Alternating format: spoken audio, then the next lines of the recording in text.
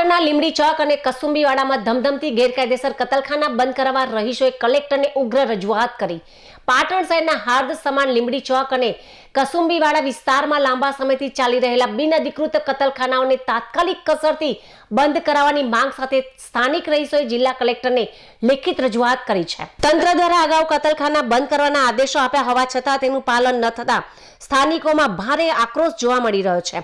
સ્થાનિક રહીશો દ્વારા કરવામાં આવેલી રજૂઆત મુજબ આ મામલે અગાઉ 24/7/2025 રોજ રજૂઆત કરવામાં આવી હતી, જેના સંદર્ભમાં 25/9/2025 રોજ સ્વાગત ફરિયાદ નિવારણ કાર્યક્રમમાં સુનાવણી હાથ ધરાઈ હતી।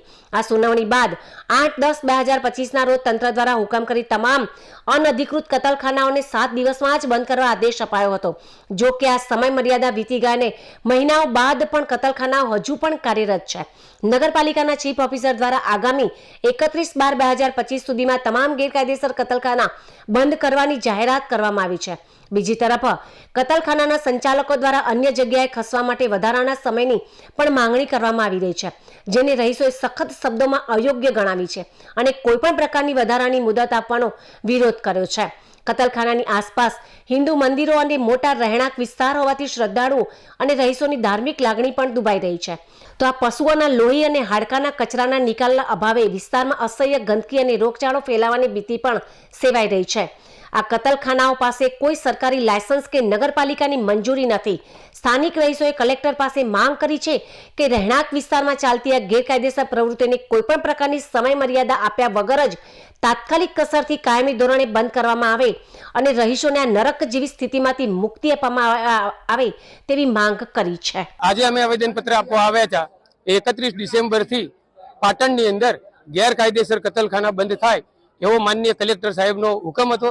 સ્વાગત ફરિયાદમાં એનું નિરાકરણ આવેલું હતું, એટલે 31 તારીખથી નગરપાલિકા એનો સુપેરે અમલ કરે અને કલેક્ટર સાહેબની સૂચનાનું પાલન થાય, જેનાથી બહુમતી હિન્દુ સમાજની લાગણી જળવાઈ રહે।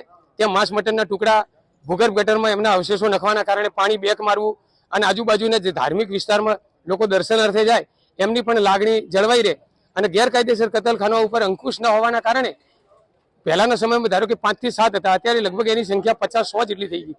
એટલે જે ગેરકાયદેસર એને સંપૂર્ણપણે બંધ જ થવા જોઈએ અને લોકોની લાગણી સાથે છેડા ન થાય અને લોકોની લાગણી જળવાઈ રહે હિન્દુ સમાજની, અને એવી અમારી રજૂઆત સુપેરે 31 ડિસેમ્બરે એનો અમલ થાય એવી અમે રજૂઆત કરવા માટે આવ્યા હતા અને અમને માનનીય કલેક્ટર સાહેબના પ્રાંત સાહેબ તરફથી પૂરેપૂરો પ્રતિભાવ મળ્યો કે ભાઈ જે પ્રમાણનો આદેશ છે એનું સુપેરે પાલન કરવામાં આવશે।